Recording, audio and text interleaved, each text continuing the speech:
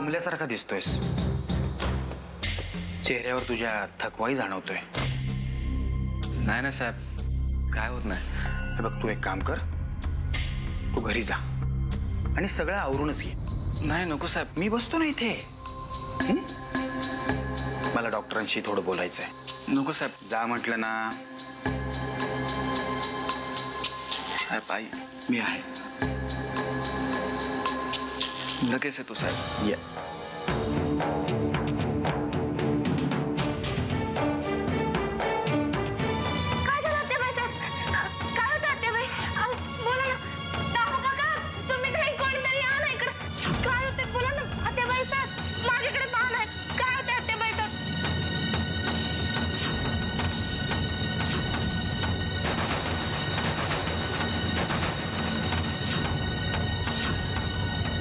Bypass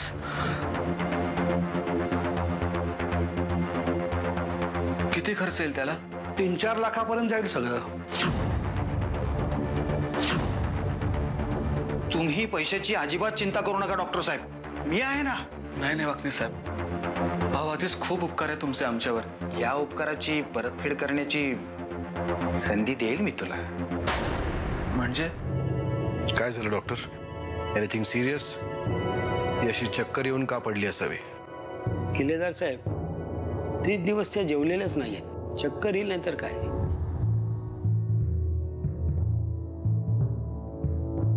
तीन दिवस ही जेवलीच नाहीये म्हणजे हिच्या पोटात अन्नाचा कण नाहीये. नाही पण या वेळेत इतके उपस्थापच करणं चांगलं नाही. ठीक आहे, मी बोलतो तिच्याशी. काही लागलं तर फोन करा मला. ओके वामन,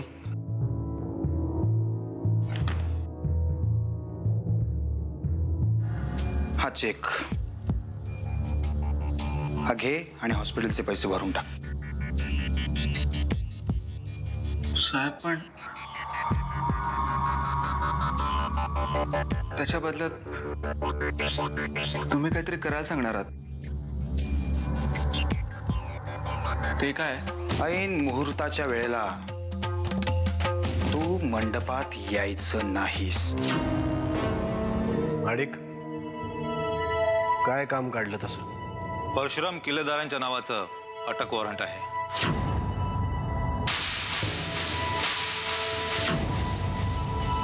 गुन्हा? गावातील पतपेढीचे व्यवस्थापक श्री टोपे यांच्यावर जीव घेणं हल्ला केलाय त्यांनी. त्या गुन्ह्याचे आय विटनेस आहेत आमच्याकडे. तक्रार कोणी नोंदवली? स्वतः टोपेंच्या मुलांनी. अहो जानकीला कसं विसरू मी?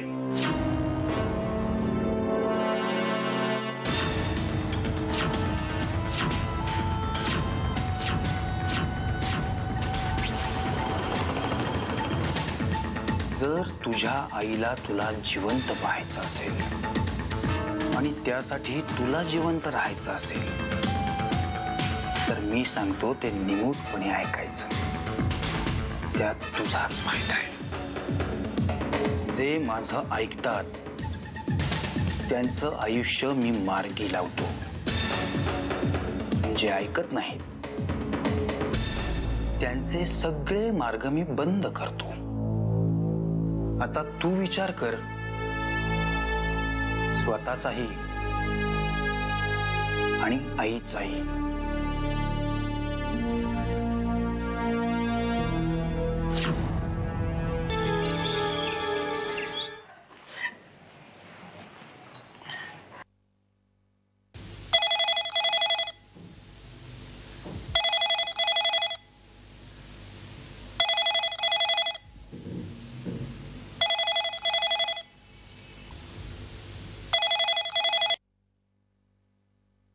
हॅलो आत्याबाई, अभिनंदन.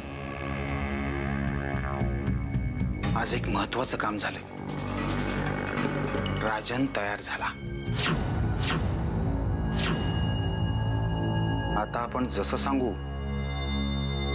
तसंच तो वागेल. ठीक आहे.